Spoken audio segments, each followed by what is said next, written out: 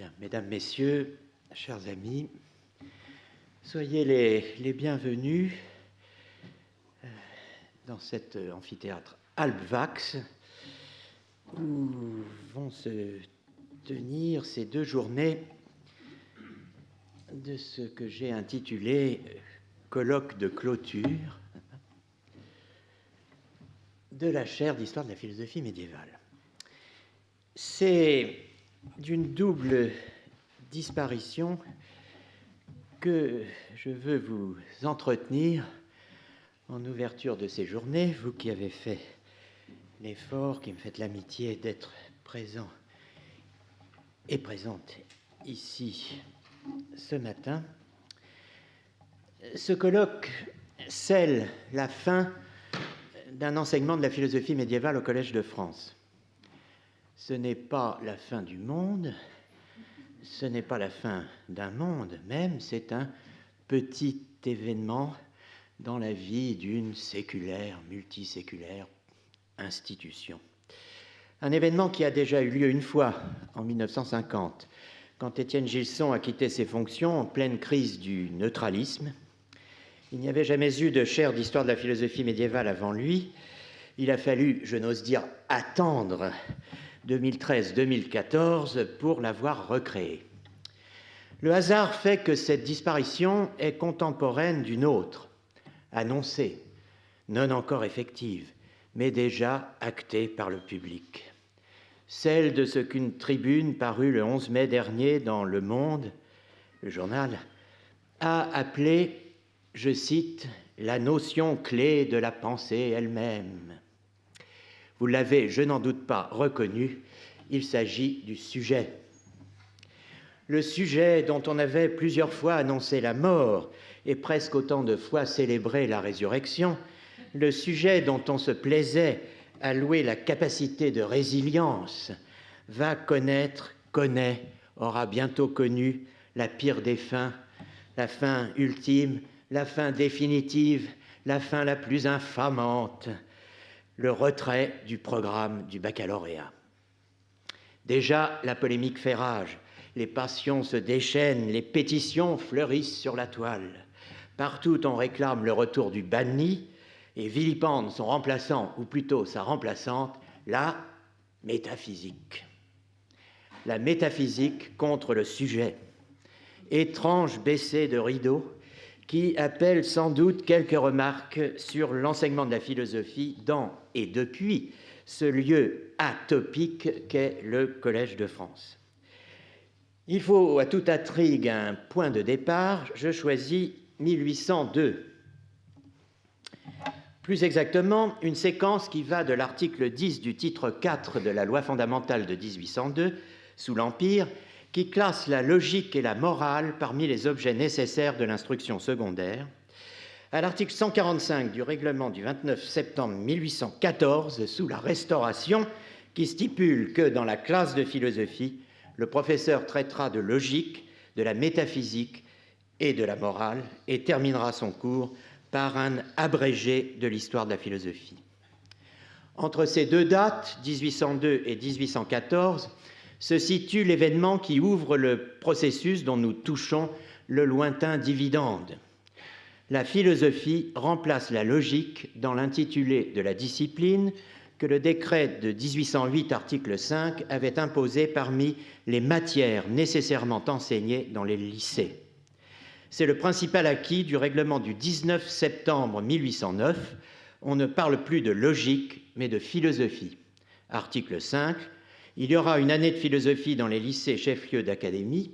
Article 17. Dans l'année de philosophie, les élèves seront instruits, soit en latin, soit en français, sur les principes de la logique, de la métaphysique, de la morale et sur l'histoire des opinions des philosophes.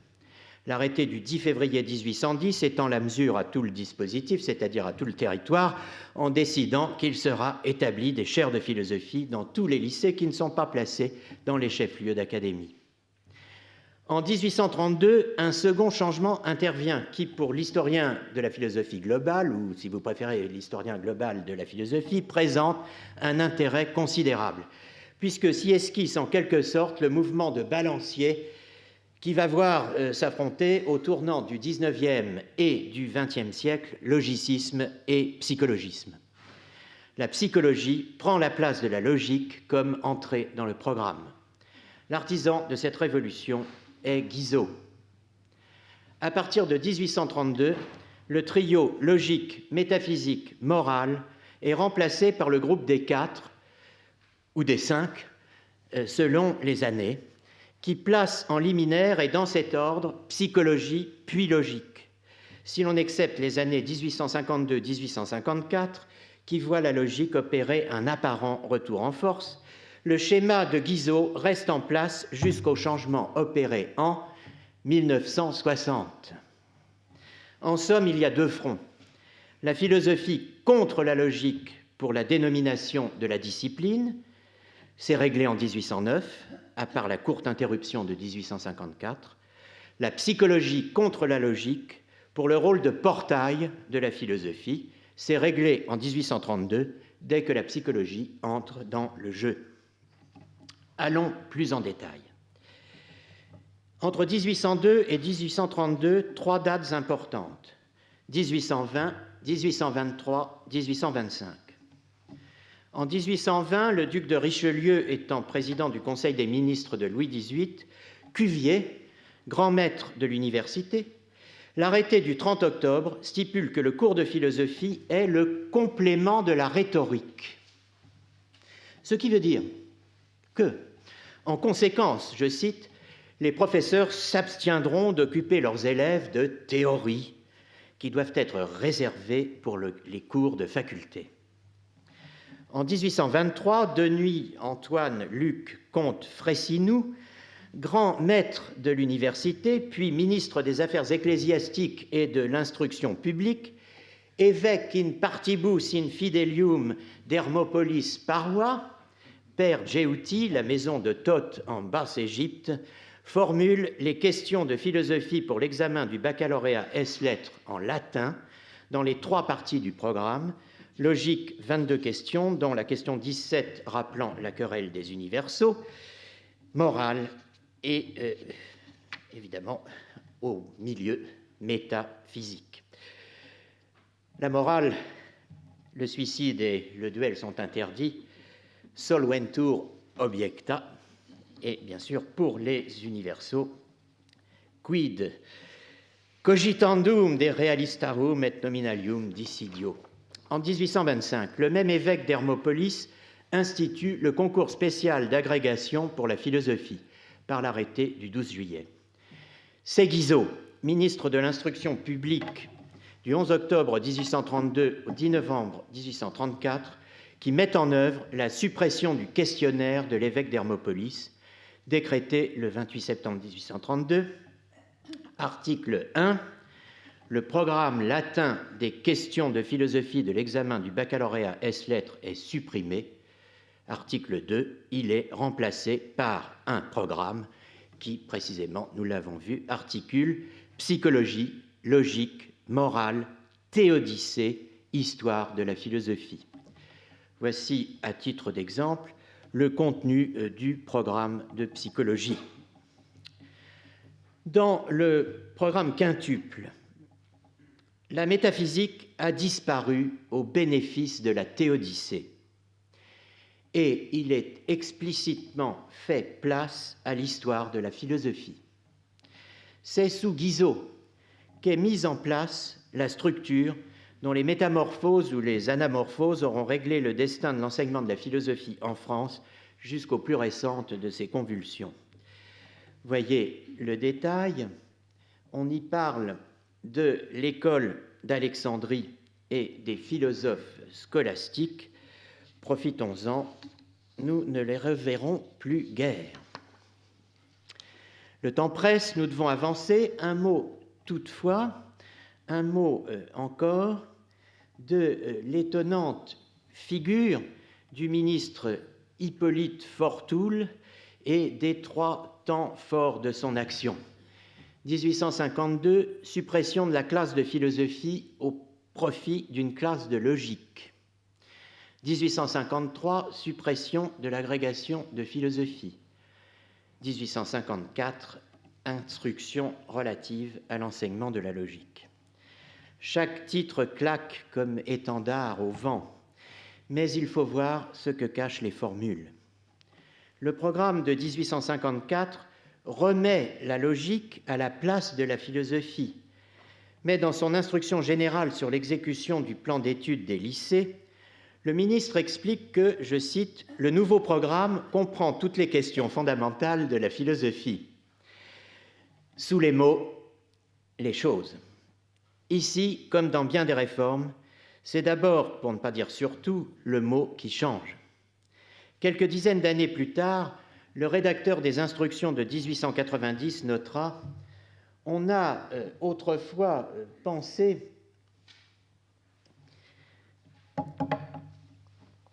à conserver sa place à la philosophie dans l'enseignement secondaire, mais en réduisant son domaine et en le réduisant à telle ou telle de ses parties, en apparence plus inoffensive que les autres. » Ce n'était en réalité qu'une apparence, car on avait trouvé moyen, par toutes sortes de combinaisons artificielles, de faire rentrer sous le nom de logique la philosophie tout entière. Quelque chose change tout de même, l'intention prophylactique du législateur, qui dit bien après coup, enfin que dit bien plus exactement après coup le mot inoffensive. Si toutes les questions fondamentales de la philosophie sont préservées dans le nouveau programme, elles y sont, je cite, fort toul, présentées dans une mesure proportionnée aux besoins et à la portée des jeunes intelligences pour lesquelles elles ont été rédigées. Chacune d'elles est susceptible d'une solution lumineuse, brève et instructive. Point de ces problèmes téméraires qui jettent le trouble dans les esprits sans les éclairer, qui éveillent et excitent une curiosité inquiète sans la satisfaire. On pose les questions, on donne la réponse. Et il y a les textes. De Platon à, je cite, la grande école du XVIIe siècle, qui fait tant d'honneur à l'esprit humain et à la France en particulier. C'est Victor Duruy qui, en 1863, restaure le titre de philosophie et qui, en 1864, introduit, ce qui fait l'essentiel de notre gagne-pain, la dissertation. La suite, ce sont les avatars de la théodicée, de la métaphysique et de l'histoire de la philosophie, nouveau trio qui, à son tour, entame une savoureuse partie de chaise musicale. En 1865, les notions de philosophie sont intégrées à la théodicée. En 1874, elles s'autonomisent et conservent leur autonomie en 1880 et 1885 sous des appellations variées, histoire de la philosophie, notions sommaires sur les principales doctrines philosophiques. En 1874, la métaphysique fait son entrée couplée à la théodicée, qui disparaît en 1885. 1874 est une année importante pour les médiévistes que nous sommes. C'est l'année qui voit la parution de la psychologie du point de vue empirique, où Brentano réactive la théorie scolastique de l'intentionnalité. C'est aussi en 1874 qu'est créée au Collège de France une chaire de philosophie moderne, dont le premier titulaire sera, bien entendu, Jean Nourisson. Naturellement, il faudrait entrer dans le détail. Pour le programme de 2019, qui nous occupera dans quelques instants, il faut noter que les métamorphoses de la métaphysique n'impliquent pas la mort de Dieu. En 1880, l'année où Nietzsche publie Le Voyageur et son ombre, Dieu, en France, est en psychologie, rubrique les résultats de l'activité intellectuelle. En morale, rubrique les devoirs envers Dieu, et naturellement dans la 5e partie, métaphysique et théodicée. En 1885, il est présent dans les éléments de métaphysique avec la providence et le problème du mal, contenu traditionnel de la théodicée, à quoi viennent s'ajouter l'immortalité de l'âme et la religion naturelle. En 1902, il est en métaphysique, dans les problèmes de la philosophie première, la matière, l'âme et Dieu. Il est encore là en 1923-1925, c'est même le dernier mot du programme, dans la section philosophie générale, les grands problèmes métaphysiques.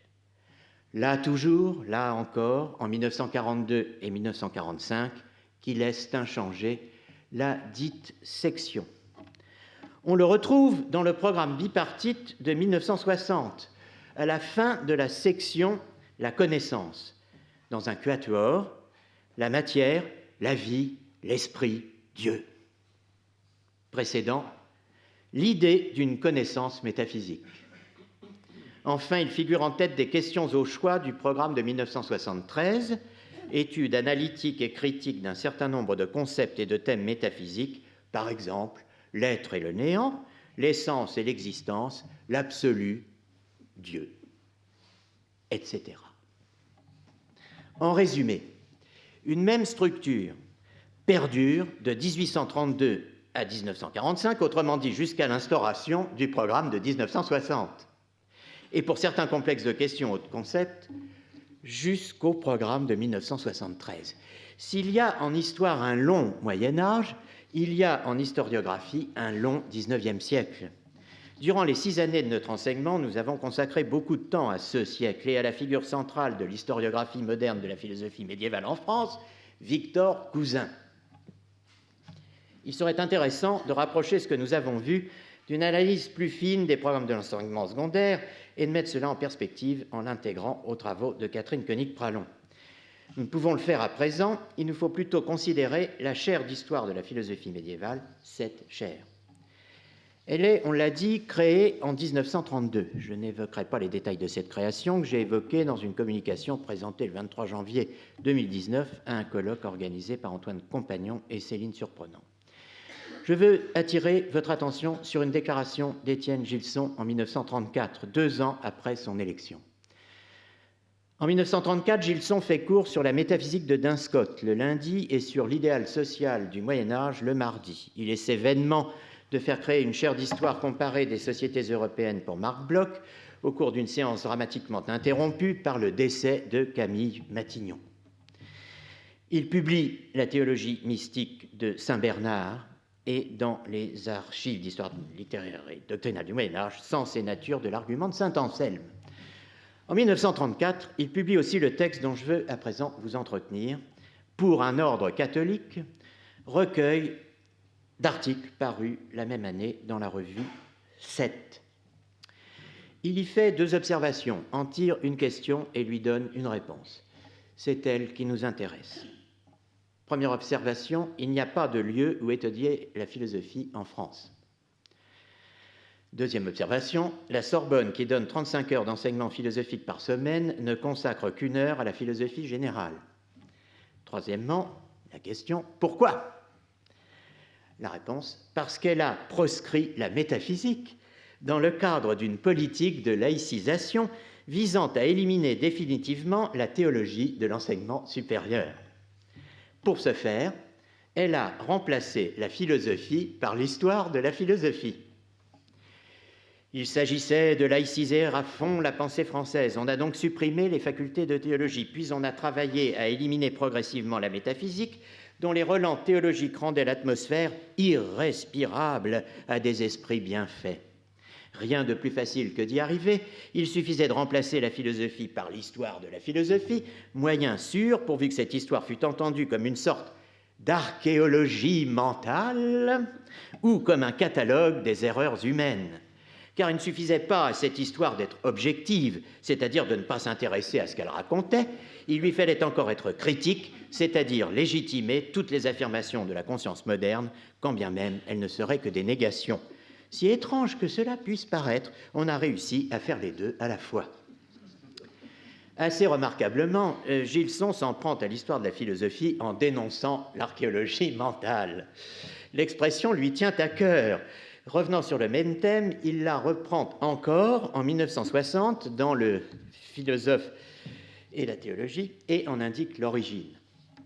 L'historien de la philosophie était désormais chargé d'entretenir une sorte de cimetière où reposeraient des métaphysiques mortes, donc désormais inutiles, purs objets de souvenir. Notre ami le professeur Bush de l'université Columbia de New York avait un mot charmant pour désigner ce genre de recherche, mental archaeology. En 1960, Gilson trouve le mot charmant. En 1963 paraît Naissance de la clinique, sous-titré Une archéologie du regard médical, coupure épistémologique. Cela posé, on ne dira jamais assez l'importance du contexte. En 1941, à l'occasion d'une autre élection au Collège de France, qui verra Louis Lavelle l'emporter sur son candidat, le psychologue Maurice Pradine, Gilson, partant du même constat qu'en 1934, l'absence de philosophe en France, qu'il argumente de la même façon, plaide avec énergie pour l'histoire de la philosophie. Il fait même un pas de plus en brossant l'éloge de l'histoire des idées contre celle des systèmes, à la Cousin, dénonce la, je cite, philosophie littéraire, une autre pierre dans son jardin, et pour finir, prend contre lui le parti de Taine en se réclamant du livre sur les philosophes classiques du XIXe siècle en France, dont nous avions ici même extrait une page meurtrière fulminée contre les philologues et les éditeurs de textes. Qui veut noyer son chien l'accuse de la rage. Les reproches que l'on adresse à l'histoire de la philosophie dépendent du diagnostic que l'on pose sur l'état de la philosophie, celui de la politique, la grande et la petite, et des rapports de force institutionnels. Dans la grande famille des académiques, on est toujours le cousin de quelqu'un. En 1951, la chaire de Gilson disparaîtra. Au bénéfice d'une chaire d'histoire et technologie des systèmes philosophiques, elle ira à Martial Guéroult, présentée par Louis Lavelle. Mais venons à présent, pour conclure, à la seconde disparition, la disparition du sujet. Le sujet est entré dans le programme de philosophie du baccalauréat en 2003. Le programme qu'il remplaçait, celui de 1973, comportait en dernière section le trio anthropologie, métaphysique, philosophie. Ce ternaire retient l'attention. On a évoqué ici même à plusieurs reprises le programme de déracinement de l'anthropologie, énoncé dès 1966 par Michel Foucault dans Les mots et les choses, ainsi que les développements de Heidegger sur la fin de la métaphysique devenue simple anthropologie. Le programme de 1973 ne dit rien sur ce point. Le plan de 2003 n'en dit pas davantage, et pour cause. En 2003, la métaphysique disparaît du programme du baccalauréat. Le sujet entre, la métaphysique sort. C'est la troisième fois depuis 1809. Elle est sortie en 1932, elle est sortie en 1965, au bénéfice de la Théodicée, ou couplée à la Théodicée. En 1960, on ne sait pas trop si elle est là ou si elle n'est pas là. Et en 2003, elle n'est pas là du tout.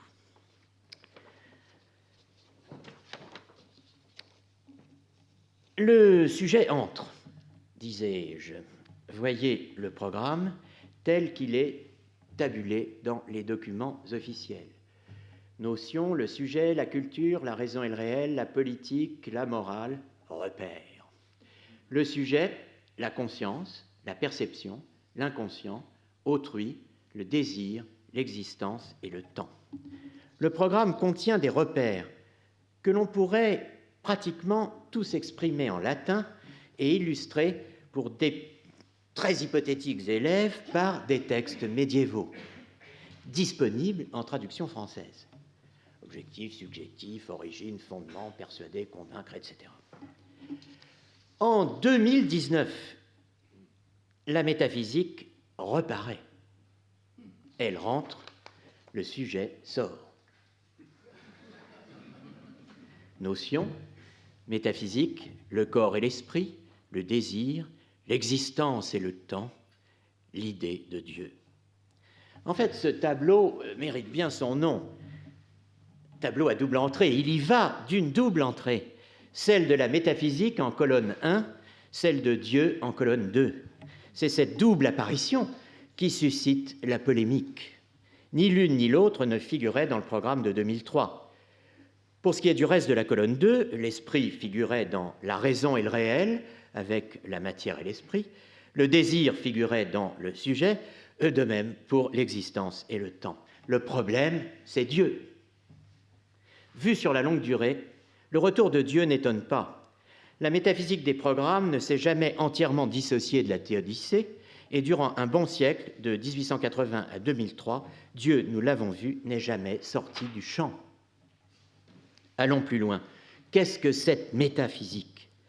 Les pétitionnaires de la toile ont leur idée. Elle nous ramène à 1934, au Gilson militant Pour un ordre catholique. Le programme de 2019, c'est le retour de la philosophie médiévale et de la théologie. Quand j'entends le mot Dieu, je sors mon Moyen-Âge. Le corps et l'esprit, pourtant, ce n'est pas l'âme et le corps, c'est une distinction cartésienne. Le corps et l'âme figuraient dans le programme de 1865, certes, dans la section psychologie, distinction de l'âme et du corps et leur rapport. Mais sur les 4 thèmes de la section métaphysique, le premier et le dernier, le corps et l'esprit, l'idée de Dieu, correspondent à l'objet des méditations métaphysiques tel que le décrit la lettre dédicatoire qui, notons-le au passage, plaide pour la philosophie au lieu, comme dirait Jean-Luc Marion, de la théologie. J'ai toujours estimé que ces 2 questions de Dieu et de l'âme étaient les principales de celles qui doivent plutôt être démontrées par les raisons de la philosophie que de la théologie. Car bien qu'il nous suffise à nous autres qui sommes fidèles de croire par la foi qu'il y a un Dieu et que l'âme humaine ne meurt point avec le corps, certainement il ne semble pas possible de pouvoir jamais persuader aux infidèles aucune religion, ni quasi même aucune vertu morale, si, premièrement, on leur prouve ces 2 choses par raison naturelle. Le GEPP, groupe d'experts chargés d'élaborer des projets de programme, est animé par de grands cartésiens. Le programme de 2019 n'est certainement pas plus médiéval que moderne. S'il intéresse le médiéviste, s'il peut nous intéresser aujourd'hui au moment de dresser cet état des lieux, c'est pour les perspectives qu'il ouvre ou non pour le Moyen-Âge au niveau de l'enseignement dit HLP, Humanité, littérature, philosophie, dans les classes de première. On connaît le projet des textes philosophiques médiévaux issus de la période dite de l'Antiquité à l'âge classique. Y figure, à titre indicatif, au seul premier semestre de la classe de première, pour illustrer les pouvoirs de la parole. Ils ont suscité l'ironie, le scepticisme, l'indifférence. L'usage décidera. Mesdames, Messieurs, chers amis, les programmes font vieillir. Ce sont des sépulcres blanchis. Ici même, il y a un programme pour ces 2 jours. Toute règle a son exception. Il ne nous fera pas vieillir. Ce colloque tient lieu de leçon de clôture. Une leçon administrée par celles et ceux qui font et feront vivre encore longtemps notre belle, nos belles disciplines. Philosophie, histoire de la philosophie, philologie, édition de textes, n'en déplaise Athènes. Il ne clôt rien. Où qu'aille la philosophie médiévale, où que soit la philosophie, l'une et l'autre sont là aujourd'hui et elles vont s'expliquer sich auseinandersetzen. Chacun de celles et ceux qui me font l'honneur et l'amitié de présenter ici un thème qu'ils ont librement choisi, sous les intitulés rhétoriquement les plus divers, avec leur style, leurs objets, leurs talents et leurs passions propres, donneront de nos recherches une image que seule une jeunesse patiemment mûrie et en plein travail peut donner à une entreprise comme la nôtre. Je cite « l'incertitude d'un futur encore ouvert ». Un souffle de liberté, tout sauf une clôture. À présent, tel le si justement célèbre juge Roy Bean, je vais, conformément aux pouvoirs qui me sont une dernière fois conférés, me donner la parole pour présider cette première partie de la matinée, présenter brièvement les orateurs et leur donner enfin à eux la parole. Merci.